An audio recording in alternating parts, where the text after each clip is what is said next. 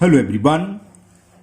Today we will solve from question number 17 of exercise 12D class 7th ICSE board. हम ICSE board के class 7th की are के Bansal writer जो Selina publisher की है उसको सॉल्व कर रहे हैं. इससे पहले हम चैप्टर 1 से लेके एक्सरसाइज 12D के क्वेश्चन 60 तक सभी क्वेश्चन कंप्लीट कर चुके हैं. उन सभी वीडियो का लिंक आपको नीचे डिस्कशन बॉक्स में मिल जाएगा. Now question 17, and the question 17 is the length of a rectangular plot exceeds its breadth by 5 meter. एक रेक्टेंगुलर प्लॉट है जिसकी लेंथ उसकी ब्रेथ से यानी कि चौड़ाई से 5 मीटर ज्यादा है. If the perimeter of the plot is 142 metre और उस प्लॉट का पेरीमीटर दे रखा है 142 metre, find the length and the breadth of the plot. तो हमें प्लॉट की लेंथ और ब्रेथ फाइंड करनी है. चलिए करते हैं. अब इस क्वेश्चन में क्या ये फिगर की कोई नीड नहीं है, मैं आपको समझाने के लिए बना रहा हूं. एक रेक्टेंगुलर फील्ड है जिसकी जो लेंथ है विड्थ से 5 मीटर ज्यादा है. अगर विड्थ 2 मीटर है तो लेंथ कितनी होगी 7 2 + 5 7. अगर विड्थ 10 है तो लेंथ कितनी है 15. ये मैंने एक न्यूमेरिकल लेके समझाया. वैसे वेरिएबल क्या हम मान लेंगे विड्थ अगर x है तो इसकी लेंथ क्या होगी 5 मीटर एक्सीड ज्यादा है यानी कि x + 5 मीटर होगी. तो ये हमें लिखना होगा. फिगर की कोई नीड नहीं है, ये मैंने आपको समझाने के लिए बताया. तो क्या लिखेंगे हम, लेट ब्रेथ या विड्थ एक ही बात होती है जानते हो. ब्रेथ ऑफ प्लॉट बल्कि पूरे लिख दें, चलो प्लॉट लिख दूंगा, इज इक्वल x मीटर. तो लेंथ क्या होगी, so length will be length of rectangular, ऊपर लिखवाया था यहां लिख देते हैं, length of rectangular plot will be x + 5 metre. Okay. और पेरीमीटर हमें क्या दे रखा है, perimeter of plot, perimeter of plot, और ये हमें गिवन है रेक्टेंगुलर पेरीमीटर जो था प्लॉट उसका पेरीमीटर कहां चला गया, क्वेश्चन नंबर 17 142 मीटर.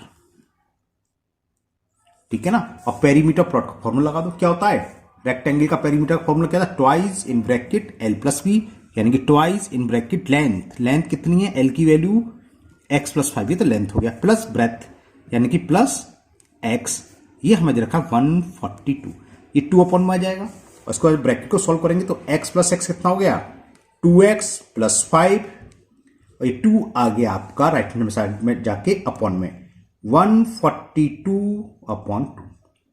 2 1 जा 2, 2 7 जा 14, 2 1 जा 2. तो 2x की वैल्यू कितनी होगी 71. तो ये है +5 लेफ्ट से राइट हैंड साइड में ट्रांसफर करेंगे तो -5. ओके. तो वैल्यू ऑफ 2x इज 66. 71 में से 5 सब्ट्रैक्ट करें 66 आ गया. 2 से डिवाइड हो जाएगा तो x की वैल्यू निकलेगी. तो x एक 66/2, 2 1 जा 2 3 जा 2 3 जा. तो x की वैल्यू आ गई 33. जब x की वैल्यू निकलाई तो उसमें लेंथ एंड ब्रेथ पूछी है तो x की वैल्यू पुट कर दो, निकलेगा. लेंथ क्या थी, ये रही x + 5, और ब्रेथ x है तो ब्रेथ तो यही होगी. तो चलिए लिखिए length of plot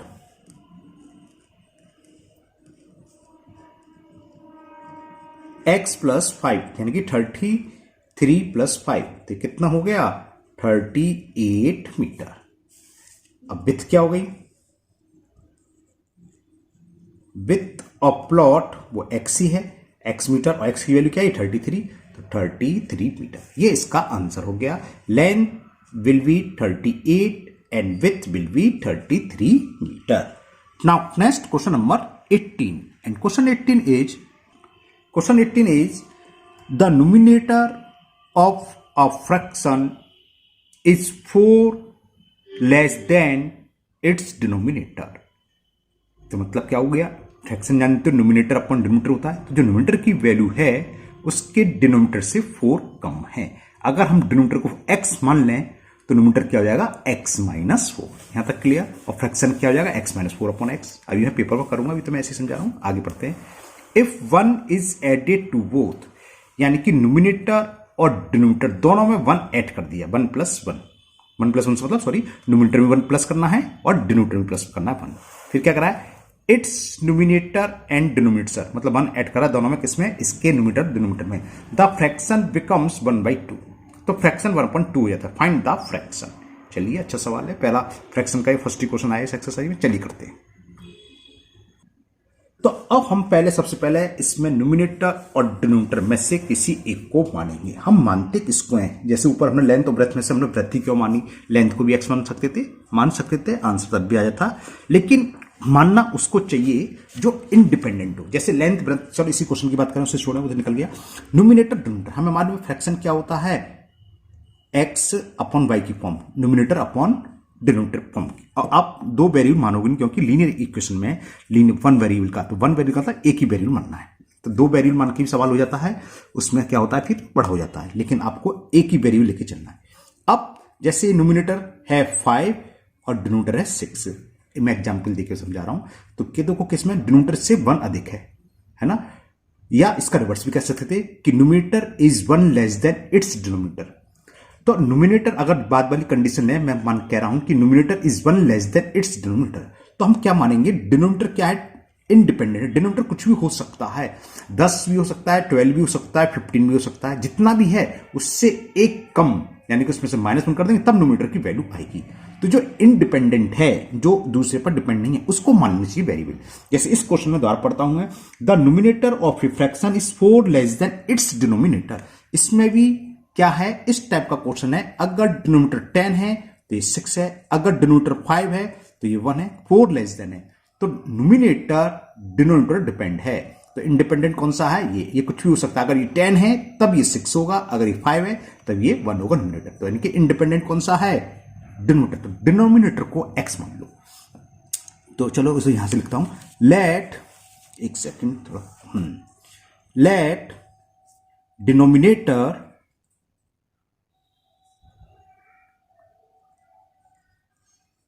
we x, मैंने मान लिया इसका डिनोमिनेटर क्या है, x है, ओके। तो इट्स न्यूमिनेटर क्या होगा, न्यूमिनेटर्स क्या है, 4 लेस देन है, तो इसमें से हम 4 कम कर देंगे, तो यानी कि x - 4 हो जाएगा, एंड इट्स न्यूमिनेटर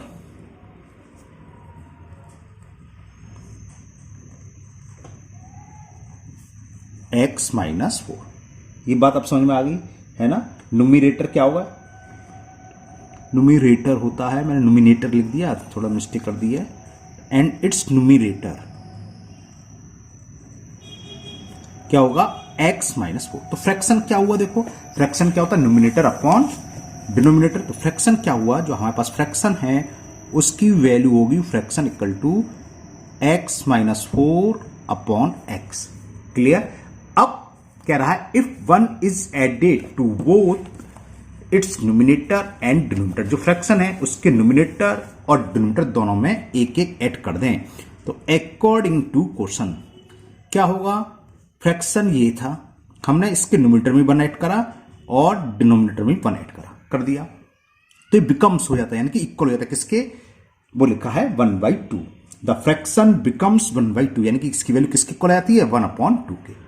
बस इसको सॉल्व करना, आंसर आ जाएगा। कैसे, x 1 में से 4 सेपरेट करेंगे, -3 upon x + 1 is equal 1/4। Cross multiple होगा, है ना, क्रॉस मल्टीपल करते हैं, 2 का क्रॉस मल्टीपल इसमें जाएगा, twice into x - 3 is equal x + 1, 2x - 2 का 3 में करेंगे 6, x + 1, x को उधर ले आए राइट से लेफ्ट हैंड साइड, तो -x हो जाएगा, और -6 लेफ्ट से जब राइट हैंड साइड जाएगा तो +6 हो जाएगा। 2x - x क्या हो गया, x, और 1 + 6 क्या हो गया, 7। तो ये x की वैल्यू आ गई 7। फाइंड द फ्रैक्शन, फ्रैक्शन क्या था हमारे पास, फ्रैक्शन हमने ऊपर लिखा था अभी, कितना था, x - 4 अपॉन x, ये रहा देखो फ्रैक्शन, x - 4 अपॉन x, तो इसमें x की वैल्यू पुट कर दो, आंसर आ जाएगा। तो फ्रैक्शन इज इक्वल x यानी कि 7 - 4 अपॉन 7, 3/7। हम आंसर चेक कर सकते हैं, क्या कंडीशन थी पहली कि डिनोमिनेटर जो है, सॉरी न्यूमिनेटर डिनोमिनेटर से 4 कम है तो देखो 4 कम है। फिर कराएगा दोनों में 1 ऐड कर दें। अब इस क्वेश्चन आपका हो गया। अब तो मैं आपको आंसर चेक करना बता रहा हूं। तो फ्रैक्शन ये आंसर हो गया, क्वेश्चन कंप्लीट। तो क्या कहा था कि न्यूमिनेटर की जो वैल्यू है डिनोमिनेटर से 4 कम है। फिर कहा था if 1 is added in both, numerator में भी 1 ऐड करें और डिनोमिनेटर में 1 ऐड करें। देखो किसके इक्वल हो गया, ये किसके इक्वल हो गया, 3 + 1 = 4, 7 + 1 = 8। अब 4 से कैंसिल हो गया, 4 बन जा, 4 2 जा। अब वही कह रहा था ये किसके इक्वल हो जाता है, 1/2 कि इट्स बिकम्स 1/2। ये तो लिखा था ना 1/2। जब हमने न्यूमिनेटर में 1 ऐड करा, डिनोमिनेटर 1/2 और 1/2 आ रहा है। तो यानी कि ये हमारा आंसर एकदम सही है। Now next question number 19 and question 19 is a man is thrice as old as his son. कोई आदमी है, उसकी एज क्या है, अपने बेटे की थ्राइस यानी कि 3 गुना है, 3 टाइम्स है। अगर बेटा 10 ईयर्स का है तो आदमी की एज क्या होगी, 3 × 10 30 ईयर्स। अगर सन 5 ईयर्स का है 5 तो होगा ये 15। ओके, फिर कह रहा है after 12 years, 12 years after 12 years यानी कि 12 साल के बाद, he will be twice as old as his son at that time. यानी कि 12 साल बाद उसके सन की जो एज होगी, उस एज का आदमी की एज क्या होगी, ट्वाइस 2 टाइम्स होगा। अगर 12 साल बाद बेटे की एज 20 ईयर्स है सपोज करो, तो आदमी की अगर 20 × 40 ईयर्स होगी। Find their present age. अब यहां भी हम एक की एक्स मानेंगे, किसकी मानेंगे, कौन इंडिपेंडेंट है, मैन इज थ्राइस एल्ड ओल्ड एज हिज सन। तो क्या हुआ, मैन डिपेंड है सन पर। अगर सन 10 साल का है तो मैन 30 साल का है। अगर सन 8 ईयर का है तो मैन 24 ईयर्स का। समझ में आ गया। तो मैन डिपेंड है सन पर, सन इंडिपेंडेंट है। सन की एज को मान लो आप एक्स। चलिए लिखते हैं, let present as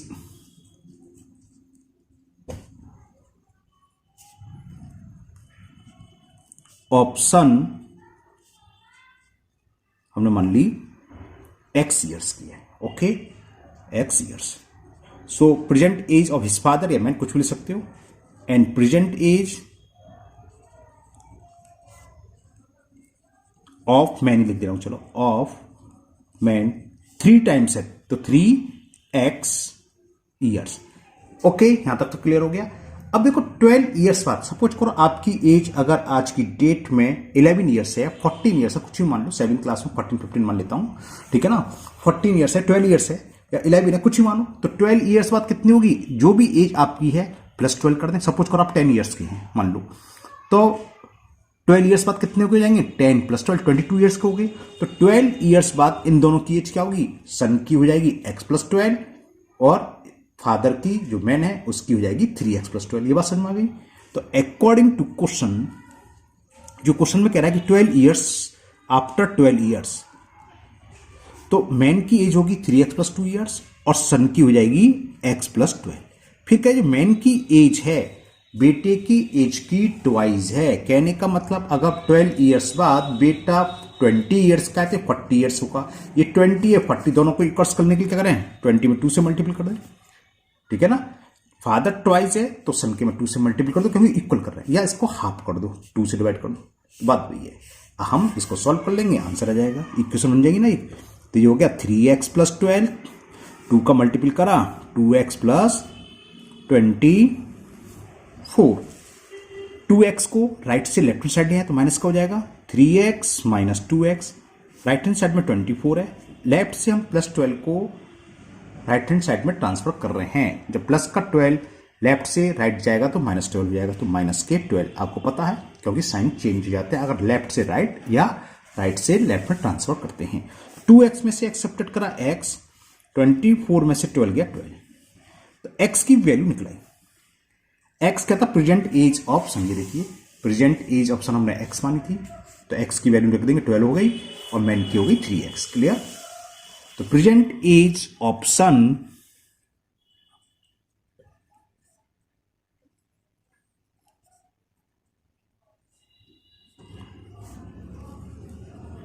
twelve years and present age of his father, या मैन कुछ भी लिख दो, प्रेजेंट एज ऑफ, मैं मैन यूज कर रहा हूं तो मैंने लिख देता हूं 3 टाइम्स 3 × 12, तो यानी कि 36 ईयर्स। ओके, तो ये क्वेश्चन नंबर 19 कंप्लीट हुआ। Now question number 20. Last question of this exercise. And the question 20 is, a sum of 500 rupees is in the form of note है हमारे पास, notes of denomination ₹5 and 10. मतलब क्या है, हमारे पास 5 rupees और 10 रुपीज के कुछ नोट हैं, उन सबकी वैल्यू 500 रुपीज के इक्वल है. 5 रुपीज के जो भी नोट है, 10 रुपीज के जितने भी नोट है, उन सबकी कॉस्ट मतलब उनका जो भी वैल्यू है वो मिलाकर है 500 रुपीज. ओके, फिर आगे क्या करा है, if the total number of notes, और हमारे पास कुल नोट्स कितने, 5 और 10 रुपीज के नोट्स को काउंट करें तो टोटल नोट है 90. तो find the number of notes of each type. Okay, तो टोटल नोट्स कितने, 90. अगर 5 रुपीज के मान लो 10 है, सपोज करो, मैं एग्जाम्पल के तौर पर समझा रहा हूं, तो 10 रुपीज के कितने होंगे, 80 होंगे. कैसे निकले, 90 में से हम 5 रुपीज के नोट को कम कर लें.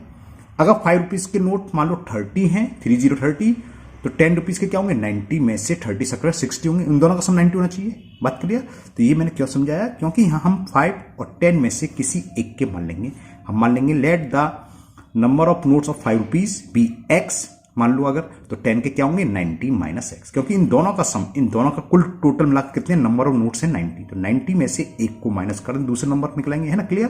तो हम ये करेंगे, किसी इन दोनों में से एक को एक्स मान लेंगे कि 5 रुपीज के नोटों का जो नंबर है, जितनी संख्या है, 5 रुपए के जितने भी नोट हैं वो एक्स हैं, या 10 के एक्स, वो आपकी चॉइस है, किसी को भी मान लेना. मैं एक 5 रुपीज के मान के कर रहा हूं. चलिए करते हैं. तो मैंने मान लिया, लेट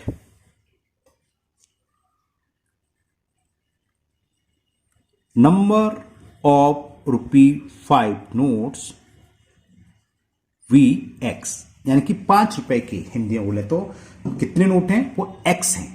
टोटल नोट एक्स हैं 5 रुपए के, और कुल नोट्स दे रखे हमें 90. चलो मैं लिख देता हूं, टोटल नंबर ऑफ नोट्स, ये भी लिख देते चलिए. टोटल नंबर ऑफ नोट्स, जो भी हैं, दो ही तरह के नोट्स हैं, 5 रुपीज के और 10 रुपीज के, टोटल 90 है. इन 90 में से एक्स नोट है 5 रुपीज के, तो 10 रुपीज के कितने बचे, 90 में से इसको माइनस करता है, समझा हमने, है ना. तो नंबर ऑफ 10 रुपीज नोट कितने हो गए, number of ₹10 notes will be 90 minus x. यहां एक ध्यान रखना, हम देखते हैं अक्सर स्टूडेंट एक्स में से 90 सब्ट्रैक्ट करते हैं, तो गलत हो गया. ये तो कम है भाई, टोटल 90 है, 90 में से एक्स है. पता नहीं क्यों ये कंफ्यूजन रहता है कि वेरिएबल से माइनस होता है, ऐसा कुछ नहीं है. जो ज्यादा है उसमें से माइनस करोगे. कुल नोट हमारे पास 90 है. 90 अगर कभी कंफ्यूज हो तो ऐसे मान के करो कि 90 में से 5 रुपीज का मान लो 40 नोट है, तो ये कितने बचेंगे, 50 कैसा है, 90 माइनस 40, इस नंबर को घटाना है, और ये नंबर कितना है, तो 90 माइनस एक्स. क्लियर. अब अकॉर्डिंग टू क्वेश्चन में कह रहा है टोटल वैल्यू कितनी है, वो लिख दो. टोटल वैल्यू दे रखी है सम ऑफ 500 रुपीज, इन दोनों की वैल्यू मिलाकर 500 रुपीज है. यानी कि 5 रुपीज के जितने भी नोट हैं, 10 रुपीज के जितने भी नोट हैं, उन सबकी वैल्यू 500 है. अब जरा मेरे को एक बात बताइए, अगर आपके पास 5 रुपीज के सपोज करो 10 ही मान लो, 10 नोट्स, तो कुल कितने नोट्स, कितना रुपया हुआ, इसकी वैल्यू कितनी हुई, 10 इंटू 5, 50 रुपीज होगी ना, क्योंकि 5 रुपीज के 10 नोट्स हैं, एक नोट की वैल्यू 5 रुपीज है, तो 5 का मल्टीपल कर दें 10 में, यानी कि जितने हमारे पास नोट्स हैं. तो अकॉर्डिंग टू क्वेश्चन 5 रुपीज के कितने नोट हैं, एक्स, तो इसकी वैल्यू क्या होगी, 5x रुपीज. बात क्लियर. 10 रुपीज के नोट कितने हैं, इतने, तो इसकी वैल्यू क्या होगी, 10 से मल्टीपल कर दें इसमें, तो ये जाएगा 90 माइनस एक्स. और ये कुल मिलाकर किसके लिए रखे हैं, 500 रुपीज. बात समझ में आ गया. दोबारा मैं एक एग्जाम्पल यहां समझ लो. सपोज करो 5 रुपीज के आपके पास 4 नोट हैं और 10 रुपीज के आपके पास 6 नोट है, समझ. तो कुल कितने अमाउंट हुआ, 5 का मल्टीपल, 5 के 4 नोट है तो 20 रुपए तो हुए, और 10 के 6 है, 10 का मल्टीपल 6 में कर दो, 60 रुपीज. और टोटल कॉस्ट कितनी होगी, कॉस्ट से मतलब टोटल इनकी वैल्यू 80 रुपीज होगा आपके पास. बात समझ में आ गया. तो बस इसको सॉल्व कर लीजिए. तो ये हुआ 5x, 10 का अंदर मल्टीपल करा, प्लस 10 इंटू 90 करेंगे 900 माइनस 10x इज इक्वल 500. तो 5, चलिए 900 थी रहने दो. 5x में से 10x माइनस करेंगे तो माइनस 5x इज इक्वल 500. कुछ रह गया नहीं, ठीक है. तो अब 500 को इधर ले आए राइट से लेफ्ट हैंड साइड, तो 900 माइनस 500, और 5x माइनस के 5x लेफ्ट से राइट हैंड साइड ले गए तो प्लस के 5x.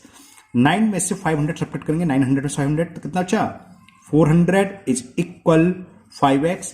तो 400/5 इज इक्वल टू एक्स, तो एक्स की वैल्यू कितनी हो गई, ये 5 से 80 टाइम्स कैंसिल, 5 8 जा 40 और 0 को 0 रहेगा, 80 आ गया। एक्स क्या था, नंबर ऑफ 5 रुपीज नोट, तो नंबर ऑफ 5 रुपीज नोट निकला है 80, तो यहां लिख दो number of 5 rupees note,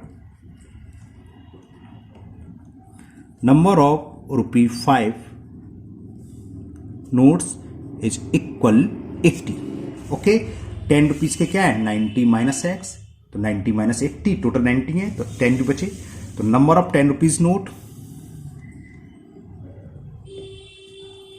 number of ₹10 notes, 10 कैसे, 90 माइनस एक्स, 90 माइनस 80, 10, यानी कि 80 नोट्स तो हमारे पास 5 रुपीज के हैं और 10 नोट्स 10 रुपीज के। अब जरा आंसर चेक कर लेते हैं, क्वेश्चन हो गया, आंसर चेक कैसे करेंगे, कुल वैल्यू कितनी थी, 500 रुपीज, देखें बैठती नहीं बैठती, 80 रुपीज के 5 रुपीज के 80 नोट्स हैं, तो उनकी वैल्यू क्या होगी, 80 इंटू 5 कितना होगा, 80 इंटू 5 कितना होता है, 400 रुपीज, और 10 रुपीज के 10 नोट हैं, तो उसकी वैल्यू क्या होगी, 10 इंटू 10 100 रुपीज, इसको जब दोनों को ऐड करो कितना आया, 500 रुपीज आया नहीं आया, और 80 प्लस 10 90 नोट्स हैं, 500 वैल्यू है, यानी कि आंसर सही है। ये तो मैंने आपको ऐसे बता दिया था चेक करने के लिए, आपको चेक नहीं करना है। हाँ, कभी कभी क्वेश्चन में लिखा रहता है कि चेक योर आंसर, तो हमें चेक करना होगा, ये आपको यहां तक करना है। इसी के साथ ये एक्सरसाइज 12D कंप्लीट हुई और मुझे उम्मीद है आपको अच्छी से समझ भी आ गई होगी। फिर भी अगर आपको कोई डाउट है तो कमेंट बॉक्स में कमेंट करें, मैं उसको दूर करने की पूरी कोशिश करूंगा। अभी मैं बहुत दिन से काफ़ी बिजी चल रहा था, इसलिए मैं देख रहा था आप लोगों के जो कमेंट्स आए हैं, मैं क्वेश्चन सॉल्व नहीं कर पाया था, उसके लिए मैं सॉरी बोलता हूं, है ना। लेकिन आज से आपके हर सॉल्यूशन का जो भी प्रॉब्लम है उसका सॉल्यूशन आप सेम डे नेक्स्ट डे जरूर मिल जाएगा, है ना। चलिए फिर मिलते हैं नेक्स्ट वीडियो में। Thank you, have a nice day.